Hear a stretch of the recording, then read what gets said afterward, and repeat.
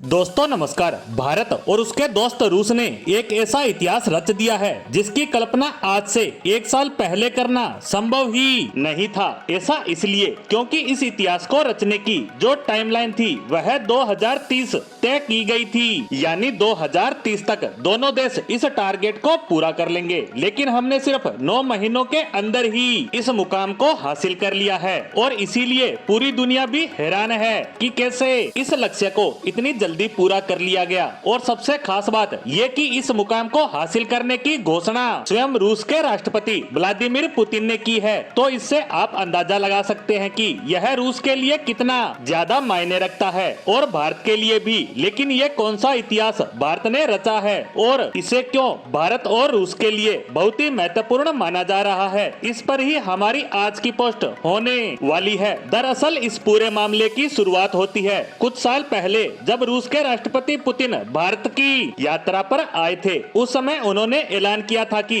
भारत और रूस का व्यापार अच्छी तरह से ग्रोथ कर रहा है और दोनों देश इसे आगे बढ़ाने के लिए कई तरह के एग्रीमेंट कर रहे हैं, जिसकी मदद से भारत और रूस का व्यापार 2030 तक बहुत तेजी से बढ़कर लगभग डबल हो जाएगा और यह $50 बिलियन के पार होगा। इसे बहुत ही महत्वपूर्ण आंकड़ा बताया गया था क्योंकि पिछले कुछ समय से रूस की इकोनॉमी को देखते हुए किसी को भी नहीं लग रहा था कि रूस भारत के साथ इतना व्यापार कर पाएगा, क्योंकि $50 बिलियन बहुत बड़ा आंकड़ा होता है। और अब से 2 साल पहले तक दोनों देशों में व्यापार 10 से 12 बिलियन डॉलर के बीच बना हुआ था। ऐसे में इससे 5 गुना की घोषणा बहुत ज्यादा बड़ी लग रही थी, लेकिन अब जो हुआ है वह किसी चमत्कार से कम नहीं है। दरअसल हाल ही में राष्ट्रपति पुतिन ने एक प्रेस कॉन्फ्रेंस में पीएम मोदी की खूब तारीफ की और एक आंकड़ा यह भी बताया कि दोनों देशों का व्यापार इसी साल जनवरी 23 से लेकर सितंबर 23 तक यानी 9 महीनों में ही व्यापार $50 बिलियन तक पहुंच चुका है।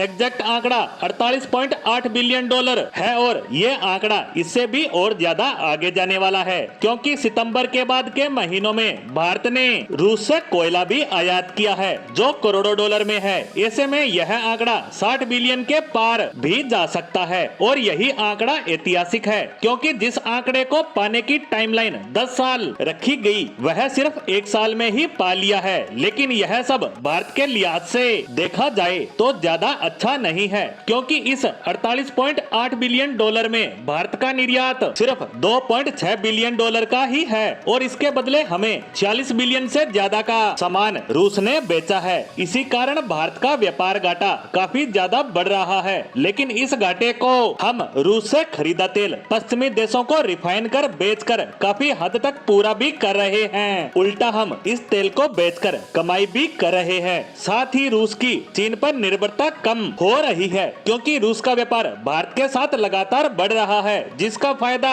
भी हमें आने वाले भविष्य में मिलता नजर आएगा। इसी के साथ रूस से आई इस खबर पर हमारी आज की पोस्ट को यही विराम देते हैं। धन्यवाद।